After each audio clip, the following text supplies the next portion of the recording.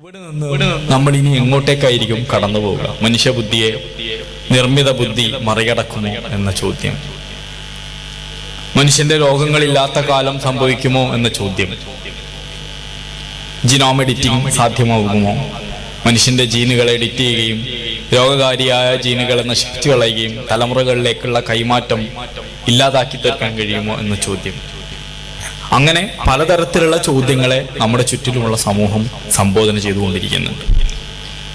ഞാൻ കരുതുന്നത് ഇതിന്റെയൊക്കെ മറ്റൊരു വശം കൂടി നാം കാണുന്നത് ഒരുതരം നിർമ്മിതമായ കെട്ടുകഥകളിലൂടെ മാത്രം കടന്നു പോവുകയും ജ്ഞാനവിരുദ്ധത എന്ന് പറയാൻ പറ്റുന്ന രൂപത്തിൽ സത്യവും നുണയും തിരിച്ചറിയാൻ കഴിയാത്ത വിധം എല്ലാ തരത്തിലുള്ള വ്യാജങ്ങളുടെയും പ്രചാരണങ്ങൾ അതിശീഘ്രം നടന്നുകൊണ്ടേയിരിക്കുകയും ചെയ്യുന്നുണ്ട്. ഏറ്റവും കൂടുതൽ ആളുകൾ കാണുന്ന, ഏറ്റവും കൂടുതൽ വ്യൂവർഷിപ്പുള്ള ചാനലുകളോ പത്രങ്ങളോ എടുത്ത് പരിശോധിച്ച് നോക്കിയാൽ അതിൻ്റെയൊക്കെ ഉള്ളടക്കങ്ങൾ എന്ത് എന്ത് ജ്ഞാനമാണ്, എന്ത് അറിവാണ് ഈ സമൂഹത്തിന് നൽകുന്നത് എന്ന് ചോദിച്ചാൽ നമ്മൾ അത്ഭുതപ്പെട്ടു പോകും. മലയാളിക്ക് എന്തു പറ്റി എന്ന്. കഴിഞ്ഞ ദിവസം ഒരു മാധ്യമ പ്രവർത്തകന്റെ അഭിമുഖം ശ്രദ്ധിച്ചപ്പോ അദ്ദേഹം പറയുന്നുണ്ട്, വാർത്ത വായിക്കുക എന്നതൊരു പ്രസന്റേഷൻ എന്നതിൽ നിന്ന് അത് കുറച്ചുകൂടി ഒരു പെർഫോമൻസ് എന്ന് പറയുന്ന, ഒരു പ്രദർശനം എന്ന് പറയുന്ന ഒരു തലത്തിലേക്ക് കയറി വരികയും അതിന്നൊരു ആഘോഷം എന്ന തലത്തിലേക്ക്, ഒരു കാർണിവലായി പരിവർത്തിക്കുകയും ചെയ്തിട്ടുണ്ട് എന്നാണ്. സമാനമായി ഈ വിഷ്വൽ മീഡിയയിൽ സംഭവിച്ചിട്ടുള്ളത് ഒരു വാർത്ത വായിക്കുക എന്ന വാർത്ത ഒരു നിശ്ചിത സമയത്ത് വാർത്തയായി വായിക്കുക എന്നതൊന്ന് മാറി 24 മണിക്കൂറും വാർത്ത വായിച്ചുകൊണ്ടേയിരിക്കണം. അതിനുവേണ്ടി പലതരത്തിലുള്ള വാർത്തകൾ നിർമ്മിച്ചുകൊണ്ടേയിരിക്കണം. അത് തന്നെ കുറെ കൂടി ഒരു പെർഫോമൻസ് ലെവലിലേക്ക് മാറുകയും പിന്നീട് അതൊരു തരം ആഘോഷമായി മാറുകയും ഒരു തരം കാർണിവലായി മാറുകയും ചെയ്യുന്ന ഒരു സന്ദർഭം ഈ വിഷ്വൽ മീഡിയയിലാണ്. ഇതിന്റെ ഏറ്റവും വലിയ ദുരന്തം അനുഭവിക്കുന്നത് ഈ വേദനിക്കുന്ന കുറെ മനുഷ്യരാണ്. സത്യത്തിൽ ഈ പാലക്കാട്ടെയും വണ്ടാനം മെഡിക്കൽ കോളേജിലെയും കുസാറ്റിലെയും ഒക്കെ ദുരന്തങ്ങൾ ഉണ്ടായപ്പോൾ മനസ്സ് പടഞ്ഞു പോകുന്ന ഒരു സന്ദർഭം ഉണ്ടാകുന്നത് ഇത് കാണുന്ന, ഈ വാർത്ത ആദ്യമായി കാണുന്ന ഈ കുട്ടികളുടെ ബന്ധുക്കളും രക്ഷിതാക്കളും വാപ്പയും ഒക്കെ വിദേശത്തിരുന്ന് ഒരുപക്ഷെ ഈ വാർത്തയായിരിക്കും കാണുന്നത്. ആ വാർത്തയിൽ നിന്ന് എന്റെ മകളാണ് മരണപ്പെട്ടു പോയത് എന്ന് കേൾക്കേണ്ടി വരുന്ന സന്ദർഭത്തെ എങ്ങനെയായിരിക്കും ഈ രക്ഷിതാക്കൾ അതിജയിക്കുക എന്നാണ് ആലോചിക്കുക. രണ്ടാമത്തെ ഒന്ന്, ഈ വാർത്തയുടെ പൊലിപ്പിക്കുന്ന ദൃശ്യങ്ങളും വർണ്ണനകളും, അതിഭീകരമായ വർണ്ണനകൾ. കേരളത്തിലെ ഒരു ഹിംസ നടന്നാൽ, ഒരു വാഹനാപകടം നടന്നാൽ, അല്ലെങ്കിൽ മറ്റേതെങ്കിലും അർത്ഥത്തിലുള്ള ദുരന്തം ഉണ്ടായിത്തീർന്നാൽ അതിന്റെ വർണ്ണനകൾ അതിഭീകരമാണ്. അതൊരു കൊലപാതകം നടന്നാൽ പോലും അതിന്റെ വർണ്ണനകളെ എത്രമേൽ പൊലിപ്പിച്ച് എത്രമേൽ ഭീകരമായി വർണ്ണിക്കാൻ കഴിയുമോ അത്രമാത്രം ഭീകരമായി വർണ്ണിച്ചുകൊണ്ട് മാധ്യമങ്ങൾ അവതരിപ്പിക്കും. എന്താണ് ഇത് കാണുന്നവർക്കും കേൾക്കുന്നവർക്കും മാധ്യമങ്ങൾക്കും കിട്ടാനുള്ള ചോദിച്ചാൽ ഒന്നുമില്ല. കിട്ടാൻ ഒന്നേ ഉള്ളൂ, മാധ്യമങ്ങൾക്ക് ഏറ്റവും കൂടുതൽ ആളുകളെ എന്റർടൈൻ ചെയ്യാനുള്ള, ആഘോഷിക്കുവാനുള്ള, പിടിച്ചു നിർത്തുവാനുള്ള ഒരു എലമെന്റായി ഇതിനെ പ്രയോഗിക്കുന്നു എന്നുള്ളതാണ്. ഇത് ഒരർത്ഥത്തിൽ മാധ്യമങ്ങളെ മാത്രം പറയുന്നതിന് അർത്ഥമില്ല. കാരണം ഇത് കാണാൻ ആളുണ്ട് എന്നതുകൊണ്ടാണ്, ഇതിനാണ് ഏറ്റവും കൂടുതൽ കാഴ്ചക്കാരുള്ളത് എന്നതുകൊണ്ടാണ് എല്ലാ മാധ്യമങ്ങളും അങ്ങോട്ടേക്ക് കയറി വരാൻ നിർബന്ധിതരാക്കപ്പെടുന്നത്. അങ്ങനെ അല്ലാത്ത കണ്ടന്റുകൾ ഡെലിവർ ചെയ്യുന്ന, അല്ലെങ്കിൽ കുറച്ചുകൂടി സാവധാനത്തിൽ, കുറച്ചുകൂടി സമാധാനത്തിൽ, കുറച്ചുകൂടി ആശയങ്ങൾ സമർത്ഥിക്കുവാൻ ശ്രമിക്കുന്ന മനുഷ്യരെ ഒരുപക്ഷെ കാണാനും കേൾക്കാനും ആളുണ്ടായിക്കൊള്ളണം എന്നില്ല. ഇത് തന്നെയാണ് ടെക്സ്റ്റിലും സംഭവിച്ചുകൊണ്ടിരിക്കുന്നത്. ഏറ്റവും കൂടുതൽ ഓൺലൈനിൽ വെബ്സൈറ്റുകളിൽ, മാധ്യമ വെബ്സൈറ്റുകളിൽ വ്യൂവർഷിപ്പുള്ള സൈറ്റുകളിലൊന്ന് ഏഷ്യാനെറ്റിൻ്റെതായിരിക്കും. ഏഷ്യാനെറ്റിലേക്കും ഏഷ്യാനെറ്റിനോളം വളരൂ എന്നാണ് മറ്റു മാധ്യമങ്ങളുടെ ഡെസ്കുകളിൽ ഇരുന്നു കൊണ്ട് എഡിറ്റർമാരും മാധ്യമ മുതലാളിമാരും ഈ കണ്ടന്റ് റൈറ്റർമാരെ നിർബന്ധിച്ചുകൊണ്ടിരിക്കുന്നത്. സ്വാഭാവികമായിട്ടും അവർക്ക് ആ തരത്തിലുള്ള ഒരു മഞ്ഞപ്പത്രത്തിന്റെ നിലവാരത്തിലുള്ള, പണ്ട് നമ്മളതിനൊക്കെ മഞ്ഞപ്പത്രം എന്ന് വിളിക്കാറുണ്ടായിരുന്നു മലയാളത്തിൽ, മഞ്ഞപ്പത്രത്തിന്റെ നിലവാരത്തിലുള്ള വാർത്തകൾ നിർബന്ധമായി നിശ്ചിതമായ സ്റ്റോറികൾ എഴുതുകയും അതിന് ഹിറ്റ് ഉണ്ടാക്കുകയും ചെയ്യാനുള്ള ശ്രമങ്ങൾ ഉണ്ടാവുമായിരുന്നു. ഈ ടാർഗറ്റ് അച്ചീവ് ചെയ്യാനുള്ള ശ്രമത്തിനിടയിൽ, അല്ലെങ്കിൽ സ്ഥാനം ഉറപ്പിക്കാനുള്ള ശ്രമത്തിനിടയിൽ സംഭവിക്കുന്ന വലിയ ദുരന്തം സത്യവും ശരിയും ഏത് എന്ന് തിരിച്ചറിയാൻ പോലും കഴിയാതെ അതിവേഗതയിൽ ഓടിത്തീർക്കാൻ, കണ്ട വാർത്തയെ ശരിയാണോ തെറ്റാണോ എന്ന് ഒരു വട്ടം കൂടി വായിച്ചു നോക്കുക പോലും ചെയ്യാതെ, ഒരു വട്ടം കൂടി ആലോചിക്കുക പോലും ചെയ്യാതെ വാർത്ത ആരാണ് മുന്നേ പ്രദർശിപ്പിക്കുന്നത്, ആരാണ് ഇത് ആദ്യം എഴുതുന്നത് എന്നതിലാണ് തർക്കം നടന്നുകൊണ്ടിരിക്കുന്നത്. ബഷീറിന്റെ പാത്തുമ്മയുടെ ആടില് ആട് പറഞ്ഞത് ആരാണ് മുന്നം കണ്ടത് എന്ന് കുട്ടികൾ തല്ലുപിടിക്കുന്ന രംഗമുണ്ട്. ആരാണ് മുന്നം കണ്ടത്, ആരാണ് ഇത് ആദ്യം കണ്ടത്, ഞാനാണോ നീയാണോ ഭംഗിയാണോ എന്ന് ചെറുപ്പത്തിൽ നമ്മൾ ഈ തല്ലുപിടിക്കാറുണ്ടായിരുന്നു. കൊച്ചുകുട്ടികൾ തല്ലുകൂടാറുണ്ട്, ആരാണ് ആദ്യം കണ്ടത് എന്നതിനെ ചൊല്ലി. ഞങ്ങളാണ് ആദ്യം ഇത് പുറത്തുവിടുന്നത്, ഞങ്ങൾക്കാണ് ഈ വാർത്ത ആദ്യം കിട്ടിയത് എന്ന് കരുതുകയും അതാണ് വാർത്ത എന്ന് കരുതുകയും അത് പൊലിപ്പിച്ചു നിർത്തുകയും അതിന് പിന്നാലെ ഉദ്യോഗത്തോടെ മനുഷ്യരിങ്ങനെ പിന്നാലെ പോവുകയും ചെയ്യുന്നു. ഒരുതരം ഗോസിപ്പുകളുടെ അല്ലെങ്കിൽ സ്വകാര്യതകളുടെ അകത്തേക്ക് കയറി ചെന്നുകൊണ്ട് മനുഷ്യരുടെ സ്വകാര്യതയെ പൂർണ്ണമായി നശിപ്പിച്ചുകൊണ്ട് ഈ വേദനിക്കുന്ന രംഗങ്ങളിൽ, അപകടങ്ങളിൽ മരിച്ചുപോയ, ഉറ്റവർ നഷ്ടപ്പെട്ടു പോയ രക്ഷിതാക്കളുടെയും ബന്ധുക്കളുടെയും സുഹൃത്തുക്കളുടെയും ഒക്കെ വേദനിക്കുന്ന രംഗങ്ങളെ ഏറ്റവും ക്ലോസപ്പിൽ ഒപ്പിയെടുത്തുകൊണ്ട് അത് ആളുകൾക്ക് പ്രദർശിപ്പിക്കാൻ, നിങ്ങൾ അവരുടെ സ്വകാര്യതയെ ഇങ്ങനെ പ്രദർശിപ്പിക്കുമ്പോൾ എന്ത് കൺസെന്റ് ആണ് നിങ്ങൾക്കുള്ളത് എന്ന് ചോദിച്ചാൽ അത് ഉണ്ടാവില്ല. അപ്പൊ ഞാൻ ദീർഘിപ്പിക്കുകയല്ല, ഞാൻ ആ ഭാഗം പറഞ്ഞു വെച്ചു എന്ന് മാത്രം. അപ്പോൾ ഈ ഒരു അർത്ഥത്തിൽ ഒരു ഭാഗത്ത് വളരെ വലിയ വൈജ്ഞാനികമായ മികവുകൾക്കും ശാസ്ത്രീയമായ കണ്ടെത്തലുകൾക്കും പഠനങ്ങൾക്കും വേണ്ടി ഈ സാങ്കേതിക വിദ്യയെ പ്രയോജനപ്പെടുത്തുമ്പോൾ മറുഭാഗത്ത് നുണകളുടെയും അല്ലെങ്കിൽ വെറുപ്പിന്റെയും അല്ലെങ്കിൽ അസത്യങ്ങളുടെയും പ്രചാരണത്തിന് വേണ്ടിയും ഇത് നിരന്തരം ഈ സംവിധാനങ്ങളെ തന്നെ ഉപയോഗിച്ചുകൊണ്ടേയിരിക്കുകയാണ്. ഇതിൽ ഏത് പക്ഷത്ത് നമ്മൾ നിൽക്കണം എന്നാണ് നമ്മുടെ മുമ്പിലുള്ള ചോയ്സ്. ഞാനത് മാത്രമാണ് പറയാൻ വിചാരിക്കുന്നത്. എന്താണ് നമ്മൾ എടുക്കേണ്ട സ്റ്റാൻഡ് എന്നതിനെ കുറിച്ച്. ഈ സാങ്കേതിക വിദ്യയിൽ നിന്ന് ഒളിച്ചോടുക, ഈ സാങ്കേതിക സംവിധാനങ്ങളിൽ നിന്ന് മുഴുവൻ ഇല്ലാതായി മാറി നിൽക്കുക എന്ന് പറയുന്നത് അസാധ്യമായിരിക്കും. പക്ഷെ ഈ സാങ്കേതിക സംവിധാനങ്ങളെ എങ്ങനെയാണ് നമ്മൾ പ്രയോജനപ്പെടുത്തേണ്ടത്? സാമൂഹ്യ മാധ്യമങ്ങളുണ്ട്, പലതരത്തിലുള്ള ഈ ടെക്നോളജിയുടെ ഉപയോഗങ്ങളുണ്ട്. ഇതിനൊക്കെ അകത്ത് നിന്നുകൊണ്ട് നമ്മൾ എന്തിനാണ് ഇത് ഉപയോഗിക്കേണ്ടത്, എങ്ങനെയാണ് ഇത് ഉപയോഗിക്കേണ്ടത് എന്നുള്ളതാണ്. ഇതിന്റെയൊക്കെ അൽഗോരിതങ്ങൾ നിങ്ങൾക്കറിയാം. ഈ സാമൂഹ്യ മാധ്യമങ്ങളുടെയൊക്കെ അൽഗോരിതങ്ങൾ അവരിപ്പോൾ പ്രയോഗിച്ചുകൊണ്ടിരിക്കുന്ന ഷാഡോ ബാനിങ് പോലുള്ള സംവിധാനങ്ങൾ, ഷാഡോ ബാനിങ് സംവിധാനത്തെ പലതരത്തിൽ തിരഞ്ഞെടുപ്പുകളിൽ പോലും ഈ മെറ്റ പോലുള്ള സംവിധാനങ്ങൾ ഉപയോഗിച്ചിട്ടുണ്ട് എന്ന് ധാരാളം പഠനങ്ങൾ, US ഇലക്ഷൻ പോലുള്ള ലോകത്തെ തന്ത്രപ്രധാനമായ തെരഞ്ഞെടുപ്പുകളിൽ ഷാഡോ ബാനിങ്, കണ്ടന്റ് ബാനിങ് ഉപയോഗിച്ചിട്ടുണ്ട് എന്നുള്ളതാണ്. ഇപ്പോഴും നിങ്ങൾക്കറിയാം, ഫേസ്ബുക്കൊക്കെ പാലസ്തീൻ അനുകൂലമായി വരുന്ന കണ്ടന്റുകളെ അല്ലെങ്കിൽ ആ തരത്തിൽ വരുന്ന കണ്ടന്റുകളെയൊക്കെ ആളുകളിലേക്ക് എത്താതിരിക്കാൻ വേണ്ടി ശ്രമിക്കുകയും അതേസമയം നേരെ തിരിച്ചു വരുന്ന കണ്ടന്റുകൾ കൂടുതൽ വ്യൂവർഷിപ്പ് കൊടുക്കുകയും ചെയ്യുന്ന രംഗം നമ്മൾ കാണുന്നുണ്ട്. US ഇലക്ഷനിൽ എലോൺ മസ്കിന്റെ നേതൃത്വത്തിൽ നടന്നിട്ടുള്ള വളരെ പ്രത്യക്ഷത്തിൽ തന്നെയുള്ള എലോൺ മസ്ക് ഡൊണാൾഡ് ട്രംപിന് നൽകിയിട്ടുള്ള പിന്തുണയും ഒക്കെ അതിന് ഭാഗമായിട്ട് എക്സ് ഒക്കെ അദ്ദേഹത്തിന്റെ പ്ലാറ്റ്ഫോം, നേരത്തെ ട്വിറ്റർ ആയിരുന്നു, പിന്നീട് അദ്ദേഹം വിലക്ക് വാങ്ങുകയും എക്സ് എന്ന് പേര് മാറ്റുകയും ചെയ്ത പ്ലാറ്റ്ഫോം ഒക്കെ എങ്ങനെയാണ് അദ്ദേഹത്തിന് പിന്തുണ കൊടുത്തിട്ടുള്ളത്, ഡൊണാൾഡ് ട്രംപിന്റെ വിജയത്തിന് വേണ്ടി കണ്ടന്റ് മാനിപ്പുലേഷൻ നടത്തിയിട്ടുള്ളതെന്നൊക്കെ നിങ്ങൾ സൂക്ഷ്മമായിട്ട് വായിച്ചാൽ മനസ്സിലാവും. അപ്പോൾ നമ്മൾ ഇത്രയേ തിരിച്ചറിയേണ്ടതുള്ളൂ. ഈ കണ്ടന്റുകൾ നമ്മളിലേക്ക് എത്തിച്ചു തരുന്ന ഈ പ്ലാറ്റ്ഫോമുകളുടെയൊക്കെ നിർമ്മാതാക്കൾക്ക് അവരുടേതായ ചില ആവശ്യങ്ങളുണ്ട്, അല്ലെങ്കിൽ അവരുടേതായ താല്പര്യങ്ങളുണ്ട്. ആ താല്പര്യങ്ങൾക്ക് അനുസരിച്ചാണ് നമ്മളെ അവർ കച്ചവട വസ്തുവാക്കി മാറ്റിക്കൊണ്ടിരിക്കുന്നത്. സാധാരണഗതിയിൽ പറയാറുണ്ട്, നിങ്ങൾക്ക് എന്തെങ്കിലും ഒന്ന് ആരെങ്കിലും സൗജന്യമായി തരുന്നുണ്ടെങ്കിൽ നിങ്ങളാണ് കച്ചവട വസ്തു എന്ന്. നിങ്ങളാണ് കച്ചവട വസ്തു. നമ്മുടെ സമയത്തെ വിൽക്കുകയും നമ്മുടെ സമയത്തെ വിറ്റ് കാശാക്കുകയും അത് ബില്യൺ ഡോളറുകളുടെ വ്യവസായമാക്കി വളർത്തെടുക്കുകയും ചെയ്യുക എന്നുള്ളതാണ് യഥാർത്ഥത്തിൽ സാമൂഹ്യ മാധ്യമങ്ങൾ ചെയ്തുകൊണ്ടിരിക്കുന്നത്. ഇതിന്റെയൊക്കെ പിറകിൽ നടക്കുന്ന ഈ ഡാർക്ക് വെബിന്റെ ഒക്കെ വലിയ ലോകം മറ്റൊരു ഇടങ്ങളിലുണ്ട്. നമ്മൾ സാധാരണ പണ്ട് പറയാറുണ്ടായിരുന്നു, കുട്ടികളെ വീട്ടിനകത്ത് വളരെ സുരക്ഷിതമായിരുത്തണം, തെരുവുകൾ മലീമസമാണ്, തെരുവിലേക്ക് കുട്ടികൾ പോകുന്നത് കുട്ടികൾ മോശമാവാൻ കാരണമാവും. ഇന്ന് നമ്മൾ നേരെ തിരിച്ചാണ് പറയുന്നത്, നിങ്ങൾ കുട്ടികളെ എങ്ങനെയെങ്കിലും തെരുവിലേക്ക് ഇറക്കൂ, കുട്ടികളെ ഗ്രൗണ്ടിലേക്ക് ഇറക്കൂ, കുട്ടികളെ വീട്ടിൽ നിന്ന് പുറത്തേക്ക് വരട്ടെ. വീട്ടിനകത്ത് ഇരിക്കുന്ന എത്ര സമയം വീട്ടിനകത്തിരിക്കുന്നു അത്രയും സമയം കുട്ടികളുടെ മനസ്സ് ഇങ്ങനെ നിരന്തരമായി ഈ സാമൂഹ്യ മാധ്യമങ്ങളുടെ അടിമത്തത്തിലേക്ക് കയറി പോവുകയും ചെയ്യുന്നു. ഓക്സ്ഫോർഡ് ഈ വർഷത്തെ വാക്കായി തെരഞ്ഞെടുത്തിരിക്കുന്നത് ബ്രെയിൻ റോട്ട് എന്ന് പറയുന്ന വാക്കാണ്. മസ്തിഷ്കം ചീയൽ, തലച്ചോറ് ചീയൽ എന്ന് നമുക്ക് വേണമെങ്കിൽ അതിന് പറയാം. തെങ്ങിന്റെ കൂമ്പ് ചീയലും വാഴയുടെ ചീയലും ഒക്കെ നമ്മൾ കണ്ടിട്ടുണ്ട്.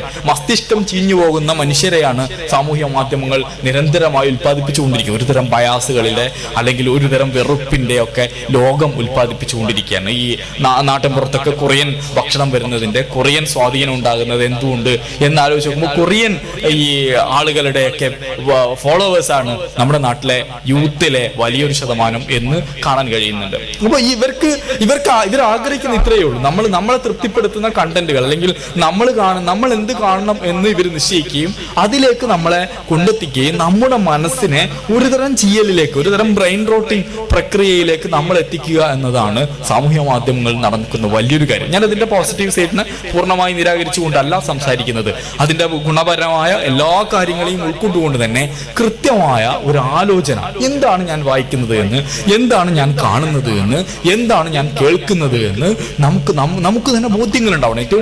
ഏറ്റവും മലയാളത്തിൽ ഏറ്റവും കൂടുതൽ കാണുന്ന കാഴ്ചക്കാരുള്ള ഓൺലൈൻ ചാനലുകളിലൊക്കെ നിരന്തരമായി കേട്ടുപോകുന്ന മനുഷ്യരെ കുറിച്ച് ആലോചിച്ച് നോക്കുമ്പോൾ ഭയം തോന്നുകയാണ്. അവരിൽ ഉണ്ടായിത്തീരുന്ന വികാരം എന്തായിരിക്കും എന്ന് വെച്ചാൽ ഒരുതരം ഭയവും ഒരുതരം അന്യതാ വിരുദ്ധതയും ഈ വെറുപ്പും വിദ്വേഷവും ഒക്കെ നിരന്തരം ഉൽപ്പാദിപ്പിക്കുന്ന ചാനലുകൾ. അതിന്റെയൊക്കെ വ്യൂവർഷിപ്പുകൾ എടുത്ത് പരിശോധിച്ചാൽ മില്യൺ കണക്കിന് മനുഷ്യരാണ് ഈ വീഡിയോകൾ കണ്ടുകൊണ്ടേയിരിക്കുന്നത്. 1, 2, 3 വീഡിയോകൾ, ഈ മറുനാടൻ മലയാളി സംസ്കാരത്തിലുള്ള വീഡിയോകൾ കാണുന്ന ആളുകൾ, മില്യൺ കണക്കിന് ആളുകൾ അദ്ദേഹത്തിന്റെ വീഡിയോകൾ കണ്ടുകൊണ്ടിരിക്കുന്നത്. എന്താണ് അദ്ദേഹം ഈ സമൂഹത്തിൽ കൊടുക്കുന്നത്? നുണകളുടെ വ്യാപാരമാണ്, വെറുപ്പിന്റെ കച്ചവടമാണ്, വിദ്വേഷത്തിന്റെ പ്രചാരണമാണ്, ആളുകൾക്കിടയിൽ ഗോസിപ്പും സംശയവും ഉണ്ടാക്കി തീർക്കുക. ഇത് മാത്രമാണ് ചെയ്തുകൊണ്ടിരിക്കുന്നത്. ഈ ചെയ്യലുകൾക്ക് പിന്നാലെ പാഞ്ഞുകൊണ്ടിരിക്കുകയാണ് എല്ലാ മനുഷ്യരും. ഇതിന് പിന്നാലെ ഇത് കേട്ടില്ലെങ്കിൽ, ഇത് കേൾക്കാതെ ഉറക്കം വരാൻ കഴിയാത്തൊരവസ്ഥയിലേക്ക് നമ്മുടെ എല്ലാ സമൂഹവും, ഞാനതിന് യൂത്ത് എന്നോ അല്ലെങ്കിൽ കുട്ടികളെന്നോ ഒന്നും പറയുന്നില്ല, അത് കുറച്ചുകൂടി മുതിർന്നവരടക്കമുള്ള ആളുകൾ ഇതിന്റെ അഡിക്റ്റായി മാറാം. കുട്ടികളെ സംബന്ധിച്ചിടത്തോളം, ഒരു ടീനായിട്ടുള്ള അല്ലെങ്കിൽ ഒരു ആൽഫ ജെന്നായിട്ടുള്ള കുട്ടികളെ സംബന്ധിച്ചിടത്തോളം അവർ പലതരത്തിലുള്ള നിർമ്മാണങ്ങളുടെ അല്ലെങ്കിൽ ആഘോഷങ്ങളുടെ പിന്നാലെയാണ്. ജീവിതം ഒരു തരം പ്രഹേളികയാണ് എന്ന് കരുതുകയും ആഘോഷിച്ച് അടിച്ചു പൊളിച്ച് തീർക്കാം. അങ്ങനെ തീർത്തു കഴിഞ്ഞാൽ ജീവിതത്തിൽ നിന്ന് നമ്മുടെ ജീവിതത്തിന്റെ ആകെക്കൂടിയുള്ള ഒരു താല്പര്യം ഇതാണ്. ഈ കാണുന്ന കളറുകൾ പോലെ, ഈ കാണുന്ന ആഘോഷങ്ങൾ പോലെ, ആട്ടവും പാട്ടും പോലെ എന്തെങ്കിലുമൊക്കെ എന്താണോ സമൂഹം ആഘോഷിക്കുന്നത് അതിന്റെ പിന്നാലെ ആഘോഷിക്കും. എന്തിന് ഞാനിതിനെ ആഘോഷിക്കണം? എന്തിനാണ് ഞാൻ ഇതിനെ എടുത്ത് അണിയേണ്ടത്? ഇതല്ലല്ലോ ശരി എന്ന് നമുക്ക് ബോധ്യം ഉണ്ടാകുമ്പോൾ പോലും നമ്മൾ ആ ശരിയല്ല എന്ന് തോന്നുന്നതിന്റെ പിന്നാലെ പോലും നമ്മൾ പായേണ്ടി വരികയാണ്. നിങ്ങൾ ഈ മലയാളി ആഘോഷിച്ച് തീർത്തിട്ടുള്ള കുറെ ആളുകളെ അല്ലെങ്കിൽ കുറെ സംഭവങ്ങൾ നിങ്ങൾ എടുത്ത് പരിശോധിച്ചു നോക്കൂ. സ്വാഭാവികമായി, വളരെ സ്വാഭാവികമായി നമ്മളെല്ലാവരും ചെയ്തു തീർക്കേണ്ട കാര്യങ്ങൾ, ആ ചെയ്തു തീർക്കേണ്ട കാര്യങ്ങളെ ചെയ്യുമ്പോൾ തന്നെ അതിനെ പലതരത്തിൽ ആഘോഷിക്കുകയാണ്. ഒരു തൊഴിലുടമ, അദ്ദേഹത്തിന്റെ കീഴിൽ ജോലി ചെയ്യുന്ന ഒരു തൊഴിലാളി, ആ തൊഴിലാളിക്ക് ഒരു ദുരന്തം ഉണ്ടായാൽ അവിടെ കാവലിരിക്കുക എന്നത്, അദ്ദേഹത്തിന്റെ അനുഷ്ഠാനങ്ങൾക്ക് നേതൃത്വം നൽകുക എന്നുള്ളത്, അദ്ദേഹത്തിന് അന്ത്യകർമ്മങ്ങൾക്ക് നേതൃത്വം നൽകുക എന്നുള്ളത് അഭൂതപൂർവമായ ഒരു അത്ഭുതകരമായ ഒരു നൂറ്റാണ്ടിൽ സംഭവിക്കുന്ന, ഒരു വ്യാഴവട്ടക്കാലത്തിൽ സംഭവിക്കുന്ന ഒന്നൊന്നുമല്ല. എല്ലാ തൊഴിലുടമയും അവരുടെ തൊഴിലാളികൾക്ക് വേണ്ടി കാത്തുകിടക്കുന്നുണ്ട്, അവിടെ തൊഴിലാളികളുടെ ക്ഷേമത്തിന് വേണ്ടി പ്രവർത്തിക്കുന്നുണ്ട്. അത് സ്വാഭാവികമായ പ്രക്രിയയാണ്. അതിന് വിരുദ്ധമായി ചെയ്യുന്നതാണ് യഥാർത്ഥത്തിൽ അസ്വാഭാവികം. ആ സ്വാഭാവികമായ പ്രക്രിയയെ അതല്ല എന്ന് വരുത്തി തീർക്കുകയും അതിന് പിന്നാലെ ആഘോഷിക്കുകയും അങ്ങനെ ചില മനുഷ്യരെ നമ്മൾ അസ്വാഭാവികമായി അന്തരീക്ഷത്തിലേക്ക് ഉയർത്തുകയും അവർക്ക് അവിടെ നിന്ന് താഴേക്ക് വരാൻ കഴിയാതെ വരികയും ചെയ്യുമ്പോൾ സ്വാഭാവികമായിട്ടും പിന്നെ അവരെ നമ്മൾ നേരെ ചെയ്യുന്ന പണി നമ്മൾ തന്നെയാണ് അവരെ ഉയർത്തി അന്തരീക്ഷത്തിലേക്ക് ഉയർത്തുന്നത്. പിന്നെ എവിടെയാണ് താൻ നിൽക്കുന്നത് എന്നവർക്ക് തിരിച്ചറിവ് നഷ്ടപ്പെടുമ്പോൾ പിന്നെ അവർക്ക് താഴേക്ക് വരാൻ കഴിയാതെ വരും. അങ്ങനെ താഴേക്ക് വരാതെ അവർ അന്തരീക്ഷത്തിൽ നിൽക്കുമ്പോൾ ആ മനുഷ്യരെ പിടിച്ച് പിന്നെ ട്രോളിയും അവഹേളിച്ചും അപമാനിച്ചും അവരെ കൊന്നു തീർക്കുക എന്നതാണ് പിന്നെയുള്ള നമ്മുടെ പണി. ഇത് രണ്ടും ചെയ്യുന്നത് ആരാണ്? കൊണ്ടു നടന്നതും നീയേ ചാപ്പ, കൊണ്ടുപോയി കൊല്ലിച്ചതും നീയേ ചാപ്പ എന്ന് പഴയ മലയാളത്തിൽ ഒരു ചൊല്ലുണ്ട്. ആ അർത്ഥത്തിലാണ് നമ്മൾ ചെയ്തുകൊണ്ടിരിക്കുന്നത്. ഏത് വ്യക്തിയെയും, ഒരു വ്യക്തിയെ എന്നല്ല ഞാൻ പറയുന്നത്, ഏതു വ്യക്തിയെയും ഈ അർത്ഥത്തിൽ വ്യാജമായി ആഘോഷിക്കുകയും എന്തെങ്കിലും തരത്തിലുള്ള മെറിറ്റിന്റെ അടിസ്ഥാനത്തിലല്ല, ഒരുതരം വ്യാജ നിർമ്മിതമായി അതിനെ ആഘോഷിച്ചു കഴിഞ്ഞാൽ തൊട്ടുടനെ നടക്കുക, അദ്ദേഹത്തിന് ഉദ്ഘാടനങ്ങൾ നടക്കുന്നു, അദ്ദേഹം വേദികളിലേക്ക് പോകുന്നു, അദ്ദേഹത്തെ കാണുമ്പോൾ ആളുകൾ ആഘോഷിക്കുന്നു. ഈ ആഘോഷങ്ങൾ എന്തിനാണ് ഇദ്ദേഹത്തെ ആഘോഷിച്ചു ചോദിച്ചാൽ ആർക്കും ഉത്തരവില്ല. എന്തിനാണ് ഇദ്ദേഹത്തെ നിങ്ങൾ താഴെ ഇട്ടെന്ന് ചോദിച്ചാൽ അതിന് ഉത്തരവില്ല. ഞാനും എല്ലാവരും ചെയ്യുന്നു, അത് തന്നെ ഞാനും ചെയ്യുന്നു. ഈ മുമ്പേ പോകുന്ന ഗോവ് തന്റെ പിന്നാലെ പോകുന്ന ഗോക്കളെല്ലാം എന്ന് പറയാറുണ്ടല്ലോ. ഒരു പശു മുന്നിലൂടെ നടന്നു പോകുമ്പോൾ അതിന്റെ പിന്നാലെ ബാക്കിയുള്ള പശുക്കളും നടന്നു പോകുന്നത് പോലെയാണ് നമ്മളും ചേർന്നുകൊണ്ടിരിക്കുന്നത്. തിരിച്ച് നമ്മുടെ ഉള്ളിൽ നമുക്ക് അഭിപ്രായമുണ്ട്, ഇതിങ്ങനെയല്ല, നിങ്ങൾ ചെയ്യുന്നത് ശരിയല്ല എന്ന് പറയണം എന്നുണ്ട്. പക്ഷേ ഈ ശരിയും തെറ്റും അല്ലെങ്കിൽ രണ്ട് ബൈനറികൾ മാത്രമല്ല എല്ലാ സംഭവത്തിലും ഉണ്ടായിരിക്കുക. എല്ലാ വിഷയങ്ങളെയും ഒരു ബൈനറിയിലേക്ക് ചുരുക്കുകയും അതിന്റെ രണ്ട് എൻഡിൽ തൂങ്ങിക്കിടക്കുകയും ചെയ്യുക എന്നുള്ളതാണ് ഇപ്പോൾ ആളുകൾ ചെയ്തുകൊണ്ടിരിക്കുന്നത്. എന്തെങ്കിലും ഒന്ന് കിട്ടിയാൽ അതിന് പിന്നാലെ തർക്കിക്കണം, അതിന് പിന്നാലെ എന്തെങ്കിലും അർത്ഥത്തിലുള്ള കുറച്ചുകൂടി സെൻസിറ്റീവ് ആയിട്ടുള്ള എന്തെങ്കിലുമൊക്കെ വേണം. നിങ്ങൾ ഈ മാധ്യമങ്ങളുടെ പത്രസമ്മേളനം നടത്തിയാൽ കാണുകയാണെങ്കിൽ അല്ലെങ്കിൽ ഈ സോഷ്യൽ മീഡിയയിൽ നടക്കുന്ന ഡിസ്കഷനുകൾ എടുത്ത് പരിശോധിച്ചാൽ അതിലൊക്കെ താർക്കികമായ എന്തെങ്കിലും ഉണ്ടെങ്കിൽ അതിന് പിന്നാലെ ആളുകളുണ്ട്. ആരെങ്കിലും തെറി വിളിക്കണം അല്ലെങ്കിൽ ആർക്കെങ്കിലും വേണ്ടി ജയ് വിളിക്കണം. ഇതിനപ്പുറത്ത് വൈജ്ഞാനികമായ ഒരു സംവാദം നടത്താൻ അല്ലെങ്കിൽ വൈജ്ഞാനികമായ ഒരു മികവിലേക്ക് ഉയരാൻ അല്ലെങ്കിൽ ഒരു വൈജ്ഞാനികമായ പഠനം നടത്താൻ നമ്മൾ എത്ര പേർ സാധിക്കുന്നുണ്ട്, എത്ര പേർ നമ്മളതിനെ കാണുന്നുണ്ട്. കഴിഞ്ഞ ദിവസം ഐക്യരാഷ്ട്രസഭയുടെ വളരെ പ്രധാനപ്പെട്ട ഒരു പുരസ്കാരം മാധവ് ഗാഡ്ഗിലിന് ലഭിക്കുകയുണ്ടായി. മാധവ് ഗാഡ്ഗിലിനെ നമുക്കെല്ലാവർക്കും അറിയാം. അദ്ദേഹം ഒരു പരിസ്ഥിതി ശാസ്ത്രജ്ഞനാണ്. അദ്ദേഹത്തിന്റെ കാഴ്ചപ്പാടുകളാണ് സമൂഹത്തോട് വിളിച്ചു പറഞ്ഞിട്ടുള്ളത്. അദ്ദേഹത്തിന്റെ അനുഭവവും അറിവുമാണ് അദ്ദേഹം പങ്കുവച്ചിട്ടുള്ളത്. ഈ അറിവും അനുഭവം എന്ന് പറയുന്നത് വ്യക്തികളിൽ നിന്ന് വ്യക്തികളിലേക്ക് കയറി ചെല്ലുമ്പോൾ വ്യത്യസ്തമായിരിക്കും.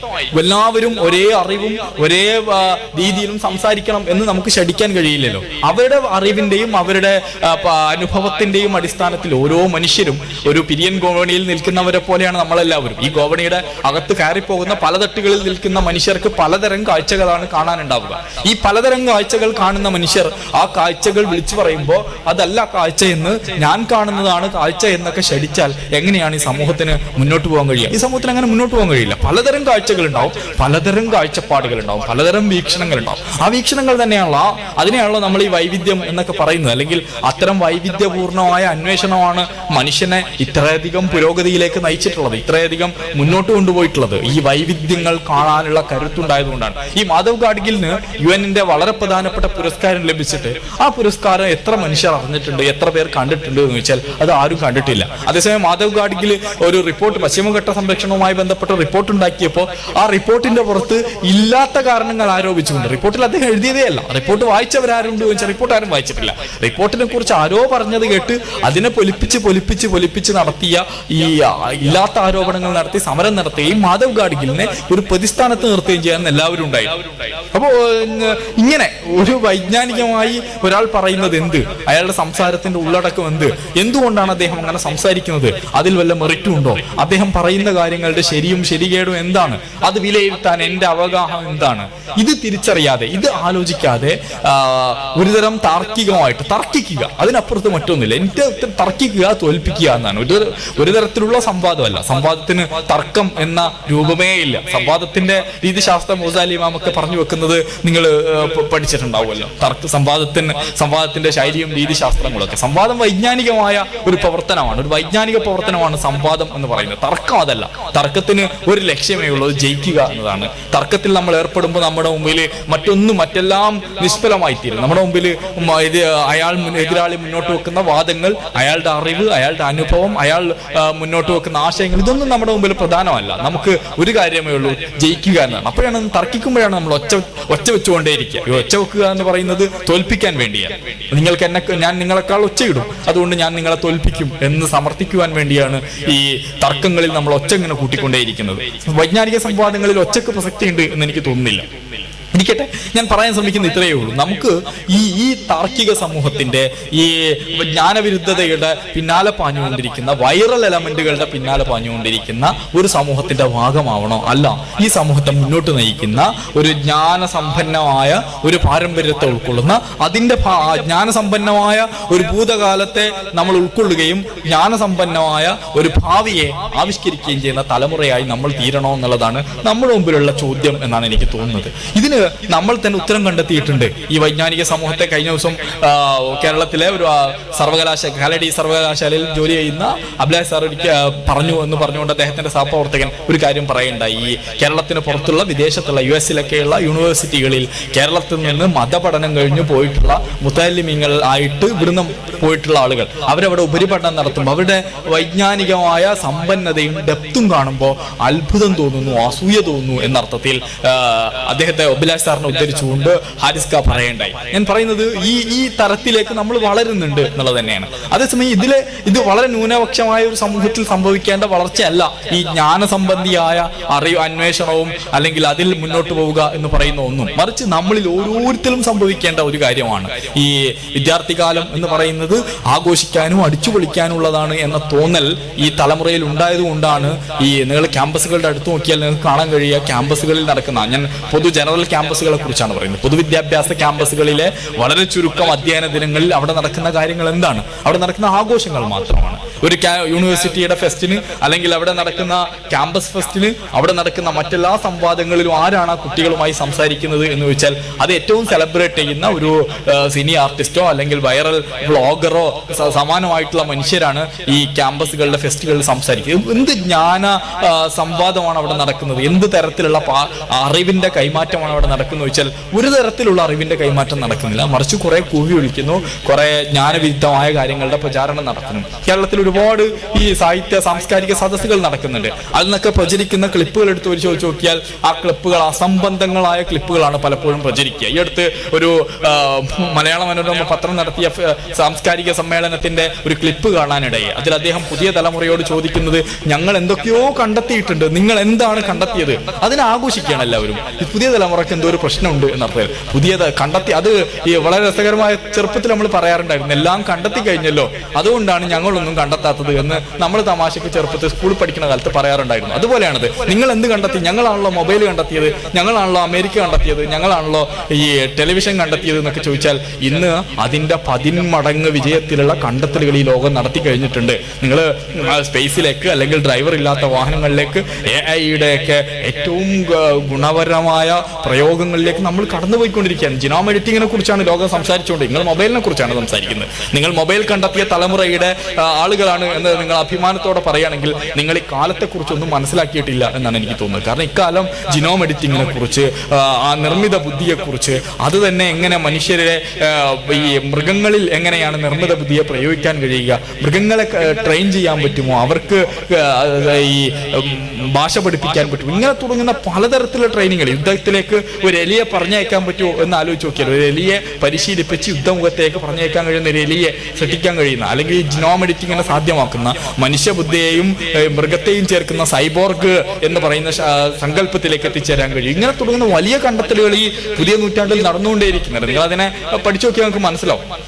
ഈ കണ്ടെത്തലുകൾക്കുന്ന തലമുറയെ മുന്നിൽ നിർത്തിയിട്ട് ഇദ്ദേഹം പ്രസംഗിക്കുന്നത്, നിങ്ങൾക്ക് മൊബൈൽ കണ്ടെത്തിയ, നിങ്ങൾ എന്താണ് കണ്ടെത്തിയത്? ഈ മൊബൈൽ പോലും ഞങ്ങളുടെ തലമുറയാണ് കണ്ടെത്തിയത് എന്നാണ്. അസംബന്ധം എന്നാണ് നമുക്ക് പറയേണ്ടത്. അത് സദസ്സിൽ നിന്ന് വിളിച്ചു പറയാൻ ഒരു മനുഷ്യനുണ്ടായില്ലല്ലോ എന്ന് ആലോചിക്കുമ്പോഴാണ് സങ്കടം. നിങ്ങൾ കണ്ടെത്തിയ മൊബൈൽ അല്ല ഞങ്ങൾ ഉപയോഗിച്ചുകൊണ്ടിരിക്കുന്നത്, നിങ്ങൾ കണ്ടെത്തിയതൊന്നും അല്ല പുതിയ കാലത്തിന്റെ ഉൽപ്പന്നങ്ങളെന്ന്, പുതിയ കാലത്തിന്റെ വസ്തുക്കളെന്ന് നമുക്ക് എന്തുകൊണ്ടാണ് പറയാൻ കഴിയാത്തത്? പറയാൻ കഴിയുന്നില്ല എന്ന് മാത്രമല്ല, അങ്ങനെ കേൾക്കുമ്പോൾ നമ്മൾ അന്താളിച്ചു പോകും. നമ്മൾ അതാണ് ശരി എന്ന് കരുതുകയും ചെയ്യണം. ഞാൻ AI കുറിച്ച് പറയുമ്പോൾ AI എന്ന് കേൾക്കുമ്പോൾ നമുക്ക് തോന്നുന്ന കാര്യം മൊബൈലിൽ എന്തോ ഒരു എഡിറ്റ് ചെയ്യാനുള്ള സംവിധാനം, അല്ലെങ്കിൽ വളരെ ലളിതമായ നമ്മുടെ ജീവിത ബന്ധിതമായി നിൽക്കുന്ന കുറഞ്ഞ കാര്യങ്ങളെ കുറിച്ചാണ് നമ്മൾ AI എന്ന് കരുതുന്നത്.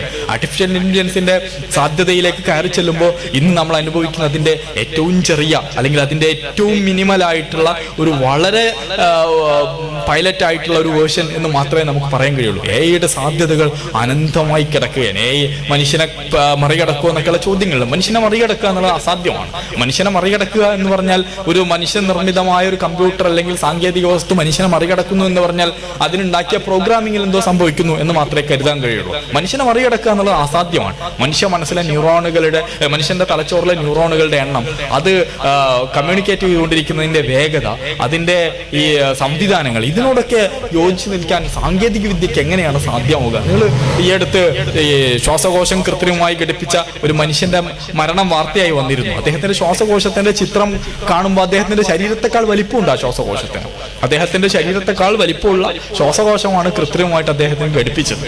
അപ്പോൾ ഇത് മനുഷ്യന്റെ നിർമ്മാണത്തിലെ വൈവിധ്യമാണ്. മനുഷ്യന്റെ നിർമ്മാണത്തെക്കുറിച്ച് നമ്മൾ ആലോചിച്ച് നോക്കുമ്പോൾ നമ്മൾ അത്ഭുതപ്പെടുത്തും. മനുഷ്യന്റെ ശരീരത്തെക്കുറിച്ചുള്ള പഠനം ഇക്കാലം അത്രയും കഴിഞ്ഞിട്ടും പൂർത്തിയായിട്ടൊന്നുമില്ലല്ലോ.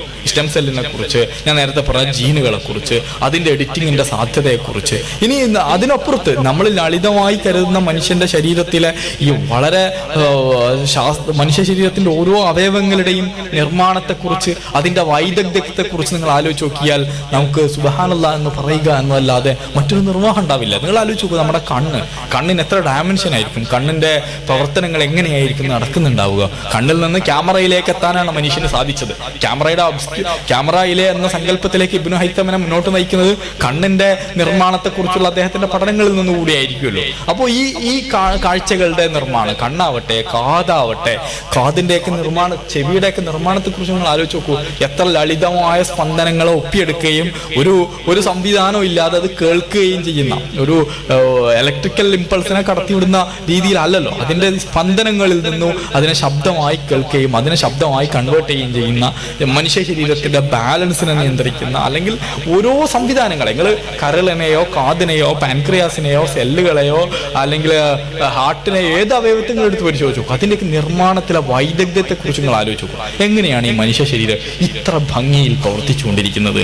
അതൊരു നിമിഷം നിശ്ചലമായി പോകുന്ന സന്ദർഭത്തെക്കുറിച്ച് നിങ്ങൾ കേട്ടുപോകും. പോകുമ്പോഴാണ് നമുക്ക് ഈ ശരീരത്തിന്റെ വൈദഗ്ധ്യത്തെക്കുറിച്ച് ബോധ്യം ഉണ്ടാവുക. അതിന് പകരം ഒന്നില്ല.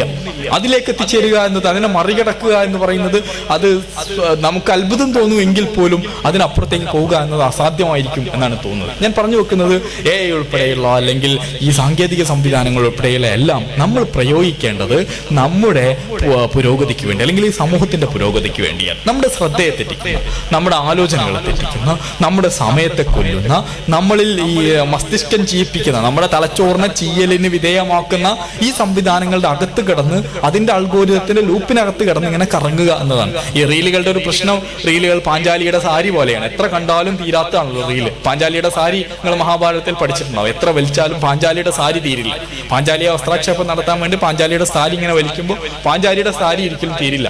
പാഞ്ചാലിയുടെ സാരി തീരാത്തതുപോലെയാണ് ഈ റീലുകൾ ഒരിക്കലും തീരാത്തത്. റീലുകളിൽ നിന്ന് റീലുകളിലേക്ക്, അതിൽ നിന്ന് അടുത്ത റീലുകളിലേക്ക്, അതിൽ നിന്ന് പിന്നെയും റീലുകളിലേക്ക് കയറി ചെല്ലുകയും സ്വകാര്യതയുടെ പോലും വലിയ കച്ചവടം നടന്നുകൊണ്ടിരിക്കുക. എന്താണ് നിങ്ങൾ കണ്ടുകൊണ്ടിരിക്കുന്നത് വെച്ചാൽ, നിങ്ങൾ കാണുന്ന അർത്ഥത്തിലല്ല, നമ്മുടെ ഉമ്മമാരും സഹോദരിമാരും വീട്ടിനകത്തിരിക്കുന്ന മനുഷ്യരും ഒക്കെ കണ്ടുകൊണ്ടിരിക്കുന്നത് വൃത്തികേടുകളുടെ, അല്ലെങ്കിൽ നമുക്കൊരിക്കൽ പോലും പൊതു ഇടങ്ങളിൽ പറയണം എന്ന് തോന്നാത്ത കാര്യങ്ങളുടെ, ഒരിക്കൽ തെറികളുടെ, അല്ലെങ്കിൽ ശരീര വർണ്ണനകളുടെ, അല്ലെങ്കിൽ സ്വകാര്യമായി നമ്മൾ കരുതിയിരുന്ന ഇസ്ലാം മനുഷ്യന്റെ സ്വകാര്യതക്ക് ഇതിനൊക്കെ വലിയ പ്രാധാന്യം കൊടുത്തിട്ടുണ്ട്. മനുഷ്യ ശരീരത്തിന്റെ കൈയിനിടയിൽ കുരു ഉണ്ടായപ്പോൾ എവിടെയാണ് കുരു ഉണ്ടായത് എന്ന് ചോദിക്കുന്ന സന്ദർഭത്തിൽ അത് ഗോപ്യമായി വെച്ചിരുന്ന ഒരു പാരമ്പര്യമാണ് നമ്മുടെ. അത്രമേൽ നമ്മുടെ ഗോപ്യമായി കരുതിയിരുന്ന, നമ്മൾ അങ്ങനെ പ്രത്യക്ഷത്തിൽ അത്തരം വാക്കുകൾ പ്രയോഗിക്കരുത്, അത് മാന്യതക്ക് വിരുദ്ധമാണെന്ന് കരുതിയിരുന്ന കാര്യങ്ങൾ പോലും വളരെ പച്ചക്ക് വിളിച്ചു പറയുകയും അത് കാണുകയും പ്രസവവും ലൈംഗികതയും ഒക്കെ തെരുവിൽ ഇങ്ങനെ എല്ലാവർക്കിടയിൽ ഡെലിവർ ചെയ്യുകയും ചെയ്യുന്ന രംഗം. ഈ US-ലും യൂറോപ്യൻ രാജ്യങ്ങളും ഒക്കെ അതിന് നിയന്ത്രണം കൊണ്ടുവരാൻ വേണ്ടിയുള്ള ശ്രമങ്ങളിലാണ്. ഓസ്ട്രേലിയയൊക്കെ 16 വയസ്സിന് താഴെയുള്ളവരുടെ സാമൂഹ്യ മാധ്യമങ്ങളുടെ ഉപയോഗം നിയന്ത്രിക്കുവാനുള്ള ബില്ലുകൾ അവതരിപ്പിച്ചുകൊണ്ടിരിക്കുകയാണ്. നമുക്ക് അപ്പോഴും ഈ കണ്ടന്റുകളുടെ ആരാണ് കാണേണ്ടത് എന്നതിനൊക്കെ കൃത്യമായ നിയന്ത്രണങ്ങളുണ്ട്. 18 വയസ്സിന് താഴെയുള്ള കുട്ടികൾ ഏത് കാണാൻ പറ്റും, 13 വയസ്സിന് താഴെയുള്ള കുട്ടികൾ ഏത് കാണാൻ പറ്റും എന്നൊക്കെ നിയന്ത്രണങ്ങൾ. പക്ഷേ നമ്മളിങ്ങനെ ഹോട്ടലുകളിലും മറ്റൊക്കെ ഭക്ഷണം കഴിക്കാൻ വേണ്ടിയൊക്കെ കയറുമ്പോൾ കാണുന്ന ഒരു കാഴ്ച, 2 വയസ്സും 3 വയസ്സുള്ള കുഞ്ഞിന് ഭക്ഷണം വാരി കൊടുക്കാൻ വേണ്ടി ഉമ്മ ചെയ്യുന്ന ഏറ്റവും അടുത്ത പണി മൊബൈൽ ഫോൺ തുറന്നു വെക്കുകയും ഉമ്മ കണ്ട റീലിന്റെ ബാക്കി കാണിച്ചു കൊടുക്കുകയും ആ റീല് കാണുന്നതോടുകൂടി കുട്ടി പിന്നെ ഭക്ഷണം എന്നതിനെ വേണ്ട എന്ന് പറയുന്നതിന് പകരം കുട്ടി ഇങ്ങനെ ഭക്ഷണം യാന്ത്രികമായി ഭക്ഷണം കഴിക്കുകയും കുട്ടി വായ തുറക്കുകയും അടക്കുകയും ചെയ്യുന്നുണ്ട്. അത് കുട്ടിയുടെ ഒരു തരത്തിലുള്ള ചിന്ത ഭക്ഷണത്തെ കുറിച്ചല്ല, എന്താണ് കഴിക്കുന്നത് എന്നോ അതിന്റെ രുചിയോ കുട്ടി അറിയുന്ന പോലും ഉണ്ടാവില്ല.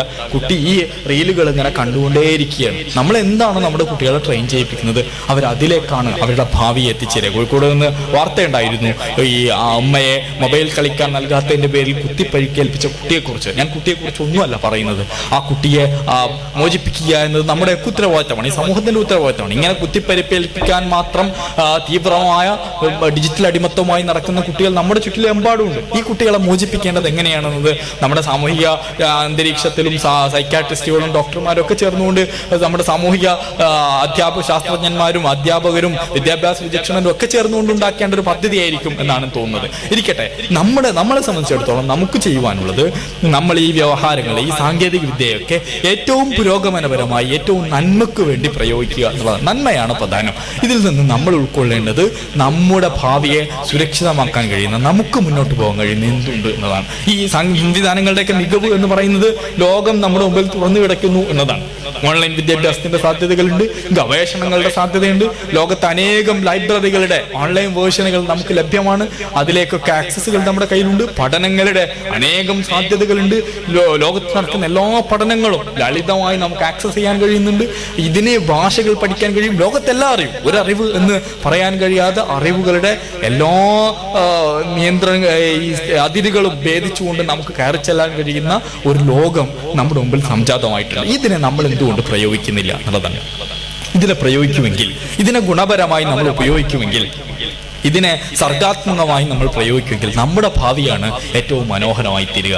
ഒരു കാര്യം നിങ്ങൾ തിരിച്ചറിയണം, നമ്മൾ തിരിച്ചറിയണം, നമ്മുടെ കാലം കടന്നു പോകും തോറും നമ്മുടെ ലോകക്രമം മാറിക്കൊണ്ടേയിരിക്കും. ഇന്നലെ കണ്ട ജോലികൾ എത്ര ഇന്ന് അപ്രസക്തമായി, ഇന്ന് കണ്ട ജോലികൾ അതിലും കൂടുതൽ അപ്രസക്തമായിക്കൊണ്ടിരിക്കുന്നു. ഇതെല്ലാ കാലത്തും നമ്മൾ പറയാറുണ്ട്, ഈ വ്യവസായ വിപ്ലവങ്ങളൊക്കെ തൊഴിലുകൾ നശിപ്പിക്കുന്നു എന്ന് പറയാറുണ്ട്. പക്ഷേ അങ്ങനെ വ്യവസായ വിപ്ലവങ്ങൾ ഉണ്ടായപ്പോഴൊക്കെ ഒരു ജോലി നഷ്ടപ്പെട്ടു പോകുമ്പോൾ മറ്റൊരു അർത്ഥത്തിൽ ജോലി തുറന്നു വരികയും ചെയ്തു. പക്ഷേ ഈ കാലം ആ ജോലികളെയൊക്കെ റീപ്ലേസ് ചെയ്യുന്ന, ഒരുപക്ഷെ അത് റീപ്ലേസ് ചെയ്തുകൊണ്ടിരിക്കുന്ന ഒരു അധ്യാപകനെ കൊണ്ട് തന്നെ അനേകം കുട്ടികൾക്ക് ക്ലാസ് എടുക്കാൻ കഴിയുന്ന സംവിധാനം, ഒരു വെർച്വൽ ക്ലാസ് റൂം ഉണ്ടാകുന്നു, അല്ലെങ്കിൽ ഒരു സാറ്റലൈറ്റ് ക്ലാസ് റൂം ഉണ്ടാകുന്നു.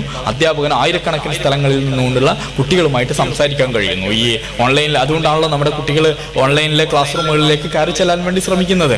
ഈ ഓൺലൈനിൽ നടക്കുന്ന കോച്ചിങ് സെന്ററുകളിലേക്ക് ക്ലാസ്സുകളിൽ രാത്രി 10 മണിക്ക് നടക്കുന്ന ക്വസ്റ്റ്യൻ പേപ്പർ ഡിസ്കഷനിൽ നിങ്ങളൊക്കെ ഒരുപക്ഷെ കയറിയിട്ടുണ്ടാവും. അത് ക്ലാസ് മുറിയിലെ 3-4 മണിക്കൂർ നേരത്തെ ഒരു ക്ലാസ്സിനേക്കാൾ അരമണിക്കൂറോ 1 മണിക്കൂറോ ഒരു ലൈവിന് പ്രാധാന്യമുണ്ട് എന്ന് കരുതുകയും രാത്രി 10 മണിക്കും 11 മണിക്കൊക്കെ നമുക്ക് ലൈവിൽ കയറുകയും ഈ ക്ലാസ്സുകൾ ആക്സസ് ചെയ്യുകയും ചെയ്യുന്നു. അതുകൊണ്ട് സ്വാഭാവികമായിട്ട് സംഭവിക്കുന്നത് എന്താണെന്ന് വെച്ചാൽ ക്ലാസ് മുറിയിൽ നിന്ന് നല്ല ക്ലാസ് കിട്ടാതിരിക്കുമ്പോൾ കുട്ടികൾ ലൈവിലേക്ക് പോകും എന്നുള്ളതാണ്. നിങ്ങളെ ക്ലാസ് പോരാ, ഞങ്ങൾക്ക് നല്ല ക്ലാസ് ഇവിടെ ഉണ്ട് എന്ന് കരുതും എന്നതാണ്. അപ്പോൾ ഞാൻ പറയുന്നത് നമ്മൾ സംബോധന ചെയ്യാൻ പോകുന്ന സമൂഹം, നമ്മൾ ഇടപെടാൻ പോകുന്ന സമൂഹം, നമ്മുടെ ഉത്തരവാദിത്വം ദഅവത്താണ്, ഇസ്ലാമിക പ്രവർത്തനമാണ്, ഇസ്ലാമിന്റെ ആവിഷ്കാരമാണ്.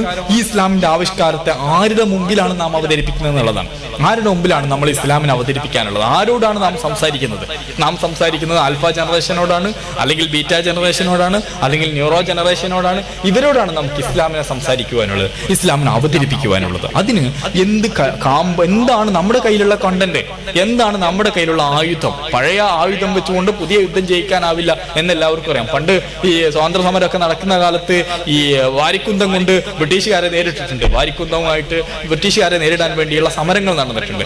ഇന്ന് വാരിക്കുന്തവുമായിട്ട് യുദ്ധം നടത്തിയിട്ട് വല്ല കാര്യമുണ്ടോ? വാരിക്കുന്തം പോയിട്ട് സാധാരണ തന്നെ തോക്കുകൾക്കോ കാലാൾ പടക്കോ പ്രസക്തി ഇല്ലാത്ത വിധം യുദ്ധങ്ങൾ മാറിക്കൊണ്ടിരിക്കുകയാണ്. ഒരു ക്ലസ്റ്റർ ബോംബിന്റെ, അല്ലെങ്കിൽ ഇനിയും ഒരു പക്ഷെ അതൊരു ഡിജിറ്റൽ യുദ്ധത്തിലേക്ക് ലോകം മാറിയേക്കാം. ഇന്ത്യയെ തകർക്കണമെങ്കിൽ ഇന്ത്യയിൽ ഒരു ബോംബ് പോലും ഇടണമെന്നില്ല.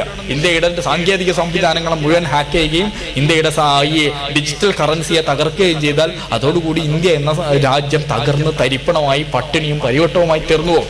ഇന്ത്യയെ തകർക്കുവാൻ വേണ്ടി അത്രയേ വേണ്ടി വരുള്ളൂ. അല്ലെങ്കിൽ ഏത് രാജ്യത്തെയും തകർക്കുവാൻ അത്രയും ലളിതമായ ഒരു ഡിജിറ്റൽ യുദ്ധത്തിന് സാധ്യമാവും. രാസയുദ്ധങ്ങൾ കഴിഞ്ഞു പോയിട്ടുണ്ട്, ആറ്റം ബോംബുകൾ കഴിഞ്ഞു പോയിട്ടുണ്ട്. ഇനി ഒരു പക്ഷേ ഡിജിറ്റൽ യുദ്ധങ്ങളുടെ കാലം ഒരുപക്ഷെ വന്നേക്കാം, അല്ലെ? ആ ഒരു രംഗത്തേക്കാണ് നമ്മൾ പോയിക്കൊണ്ട്, ഈ കാലത്തെയാണ് നമ്മൾ ജീവിക്കുന്നത്. ഈ കാലത്തുള്ള സമൂഹത്തോടാണ് നമ്മൾ സംസാരിച്ചുകൊണ്ടിരിക്കുന്നത്. അവരോട് സംസാരിക്കാൻ, അവരോട് ചേർന്ന് നിൽക്കാൻ, അവരുടെ ചോദ്യങ്ങൾക്ക് ഉത്തരം നൽകാൻ, അവരുടെ അന്വേഷണങ്ങളെ തൃപ്തിപ്പെടുത്താൻ, അവരുടെ ആലോചനകളെയും ചിന്തകളെയും തൃപ്തിപ്പെടുത്താനുള്ള കരുത്താർജിക്കുക എന്നതാണ് വിദ്യാർത്ഥി കാലത്ത് നമുക്ക് ചെയ്യുവാനുള്ളത്. അതിന് ഏറ്റവും മികച്ച വിദ്യാർത്ഥിയായി തീരുക എന്നാണ് നമുക്ക് ചെയ്യാൻ കഴിയുക. ഒറ്റ കാര്യം കൂടി പറഞ്ഞ് അവസാനിപ്പിക്കും. ഈ ലോക ചരിത്രത്തെ നമ്മൾ എടുത്ത് പരിശോധിച്ച് നോക്കുമ്പോൾ, ഏറ്റവും മഹാന്മാരായ വ്യക്തിത്വങ്ങളെ നമ്മൾ എടുത്ത് പരിശോധിച്ച് നോക്കുമ്പോൾ, ആ വ്യക്തിത്വങ്ങളൊന്നും ലളിതമായി അങ്ങനെ അവരുടെ ജീവിതത്തെ കെട്ടിപ്പടുത്തവരായിരുന്നില്ല. നിങ്ങൾ ഏത് ലോകത്തെയും നോക്കൂ, ഏത് ലോകത്തെയും പ്രതിഭകളെ നിങ്ങൾ എടുത്ത് പരിശോധിച്ച് നോക്കൂ. ആ പ്രതിഭകളുടെ പൂർവ്വകാലം എന്ന് പറയുന്നത് അലസമായൊരു ജീവിതത്തിന്റെ കാലമായിരുന്നു. ഞങ്ങൾക്ക് ഇത്രയും കാലം, ഇന്ന് ഞങ്ങൾക്കൊരു ബോധിവൃക്ഷത്തിന്റെ ചുവട്ടിൽ നിന്നൊരു ബോധോദയം ഉണ്ടായി എന്നല്ല ഏത് പ്രതിഭയും പറയുക. മറിച്ച് ഞങ്ങളുടെ ഇത്രയും കാലത്തെ ജീവിതത്തിന്റെ അധ്വാനം, ഇത്രയും കാലത്തെ ജീവിതത്തിന്റെ കഠിനാധ്വാനം, ഇത്രയും കാലത്തെ ജീവിതത്തിലെ ഉറക്കമിളച്ചുള്ള ഞങ്ങളുടെ അധ്വാനമാണ്, ഞങ്ങളുടെ ജീവിതത്തിന്റെ എല്ലാ സുഖങ്ങളെയും തിരിച്ചുകൊണ്ടുള്ള ഞങ്ങളുടെ അധ്വാനമാണ് ഞങ്ങളെ പ്രതിഭകളാക്കി തീർത്തത് എന്ന് പറയാൻ കഴിയും. രാത്രികളിൽ മുഷിഞ്ഞു കത്തുന്ന കരിന്തിരി വിളക്കിൽ നിന്നുകൊണ്ടാണ് നമ്മുടെ പ്രതിഭകളായ മഹാരഥരായ ഉസ്താദുമാരുണ്ടായി തീർന്നിട്ടുള്ളതെങ്കിൽ, നമ്മൾ ഈ അലസമായ ജീവിതത്തിൽ നിന്ന് എല്ലാതരം ആഘോഷങ്ങൾക്കും ശേഷം നമുക്ക് ഈ സമൂഹത്തെ തിരുത്താൻ കഴിയുന്ന ഒരു തലമുറയായി ഉയർന്നു വരാം എന്ന് കരുതുന്നുണ്ടെങ്കിൽ അത് തീർത്തും ഈ മൗഢ്യമായിരിക്കും, അല്ലെങ്കിൽ അതൊരിക്കലും അസാധ്യമായിരിക്കും എന്നാണ് എനിക്ക് തോന്നുന്നത്. നമുക്ക് ഈ സമൂഹത്തെ മുന്നോട്ട് നയിക്കണമെങ്കിൽ, നമുക്ക് ഈ സമൂഹത്തെ മുന്നിൽ നിന്ന് നയിക്കുന്ന പ്രതിഭകളായി തീരണമെങ്കിൽ നമ്മൾ ഉറക്കമൊഴിയേണ്ടി വരും, നമ്മൾ അധ്വാനിക്കേണ്ടി വരും, ഈ പഠനകാലത്തെ ഏറ്റവും ഫലപ്രദമായി പ്രയോഗിക്കേണ്ടി വരും. അതിന് ക്ലാസ് മുറിയിൽ നിന്ന് ലഭിക്കുന്നതിനപ്പുറത്ത് നമ്മുടെ ലൈബ്രറികളിൽ നിന്ന്, ഇന്റർനെറ്റിൽ നിന്ന്, ഡിജിറ്റൽ ലൈബ്രറികളിൽ നിന്ന് എങ്ങനെയൊക്കെയാണ് അറിവിന്റെ സമ്പാദനം സാധ്യമാവുക എന്നാണ് നമ്മൾ ആലോചിക്കേണ്ടത്. ആ അറിവിന്റെ സമ്പാദനത്തിലേക്കുള്ള വഴി തുറക്കൽ കൂടിയാവട്ടെ ഈ വേദി എന്ന് ആഗ്രഹിച്ചുകൊണ്ട്, അതിന്റെ ആവിഷ്കാരങ്ങളാണ് യഥാർത്ഥത്തിൽ അലിഫിൽ നടക്കുന്നത്, നമ്മുടെ സാംസ്കാരിക വേദികളിൽ നടക്കുന്നത്, നമ്മുടെ സാഹിത്യോത്സവങ്ങളിൽ നടക്കുന്നത്, നമ്മുടെ കലാമത്സരങ്ങളിൽ നടക്കുന്നത്. അതല്ലാതായി തീർന്നാൽ കാമ്പില്ലാത്ത കുറെ ആട്ടവും പാട്ടവും ബാക്കിയാക്കുന്നത് നമ്മുടെ ഈ ശബ്ദ മലിനീകരണം അല്ലാതെ മറ്റൊന്നും ആയിരിക്കില്ല. അത് ഈ സർഗാത്മക മത്സരങ്ങൾ, കലാഫെസ്റ്റുകൾ ഏറ്റവും മൂല്യവത്തായി തീരണമെങ്കിൽ അതിനുശേഷം നാം പ്രതിഭകളായി നമ്മുടെ ശേഷിയെ ഏറ്റവും നന്നായി പ്രയോഗിക്കുന്ന സർഗശേഷിയുള്ള നല്ല മനുഷ്യരായി മാറുവാനുള്ള വൈജ്ഞാനിക സമ്പത്തും കാമ്പുമുള്ള മനുഷ്യരായി തീരുന്ന, ഉൾക്കാമ്പുള്ള കാരിരുമ്പിനോളം കരുത്തുള്ള മനുഷ്യരായി തീരാൻ ഈ ഫെസ്റ്റുകൾ നമ്മളെ പ്രചോദിപ്പിക്കട്ടെ എന്ന് കരുതി നിങ്ങൾക്ക് ദുആ ചെയ്യണം. അസ്സലാമു അലൈക്കും.